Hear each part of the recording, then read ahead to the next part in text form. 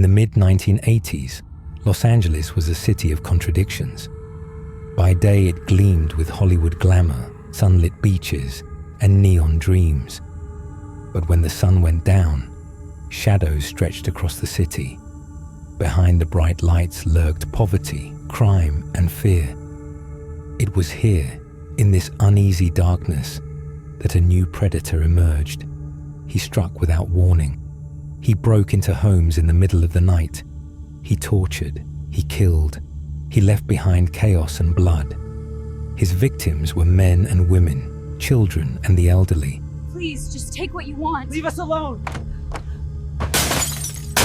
No one was safe. The city would come to know him by a name whispered with dread: the Night Stalker.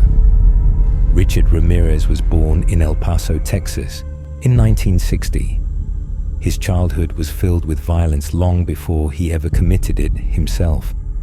His father was strict and abusive, leaving young Richard frightened and withdrawn.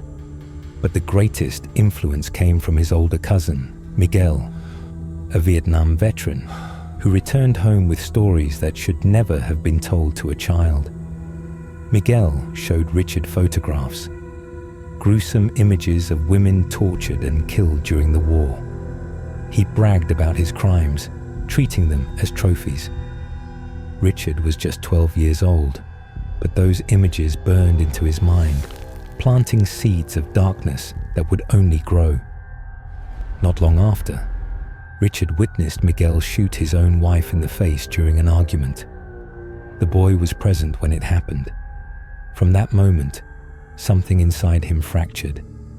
He drifted further away from normal life, skipping school, experimenting with drugs, and diving into books about Satanism and the occult.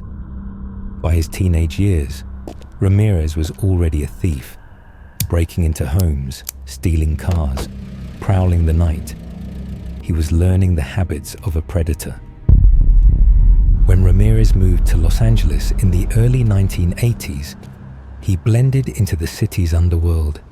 He was gaunt, unwashed, with a wild stare and rotting teeth. He stayed in seedy hotels, lived on the edge of Skid Row, and spent his nights wandering. At first, his crimes were burglaries. He would slip silently into houses, taking whatever he could. But the thrill of theft wasn't enough.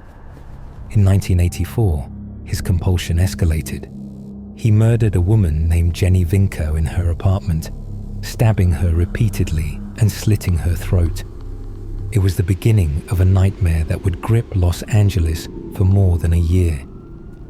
Unlike most serial killers, Ramirez had no clear victim type. He attacked the old and the young, men and women alike. His only pattern was brutality. He broke into houses at night, moving like a shadow. Sometimes he carried a gun, other times a knife. He would shoot his victims, strangle them, or slash their throats. He often assaulted women sexually, forcing them to swear allegiance to Satan. On walls, he scrawled pentagrams, his chosen symbol, mocking the police and terrifying the public. The randomness of his killings was what made him most terrifying. There was no profile to fit, no neighborhood too safe. Anyone could be next. By the summer of 1985, Los Angeles was in the grip of panic. Headlines screamed about the Night Stalker. Families locked their doors with deadbolts, bought guard dogs, and refused to sleep with open windows. Gun sales skyrocketed. The city felt under siege. The media painted Ramirez as a kind of urban legend, a faceless phantom haunting the city's nights. His satanic rituals only added to the hysteria. He told victims to swear to Satan. He carved pentagrams into their bodies, or left them drawn in lipstick on bedroom walls. In one case, he left the symbol on the hood of a stolen car. This wasn't just murder, it was a performance of evil, and the people of Los Angeles were his captive audience. But the Night Stalker was not invisible. In August of 1985, he made a critical mistake. He stole a car and left behind fingerprints inside. Police ran them through their system and found a match. Richard Ramirez, already known to law enforcement for burglary and drug charges.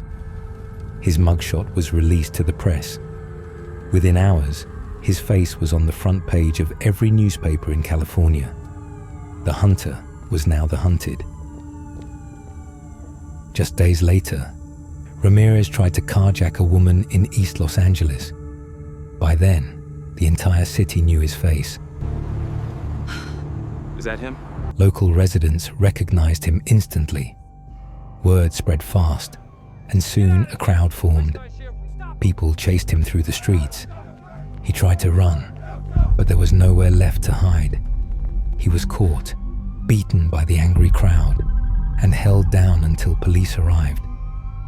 The Night Stalker's reign of terror was finally over.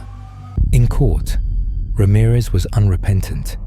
He dressed in black, flashed pentagrams drawn on his hand, and shouted, "Hail Satan," to the cameras. He smiled, laughed, and taunted the families of his victims. In 1989, after one of the longest trials in California history, he was convicted of 13 murders, 5 attempted murders, and 11 sexual assaults. He was sentenced to death by gas chamber, but the sentence was never carried out. Decades later, in 2013, Richard Ramirez died in prison of cancer. He was 53 years old. For those who lived through it, the memory of the Night Stalker never faded. He turned Los Angeles into a city of fear, where every creak in the night, every shadow outside the window, could mean death. Ramirez was not a calculating killer with a single motive.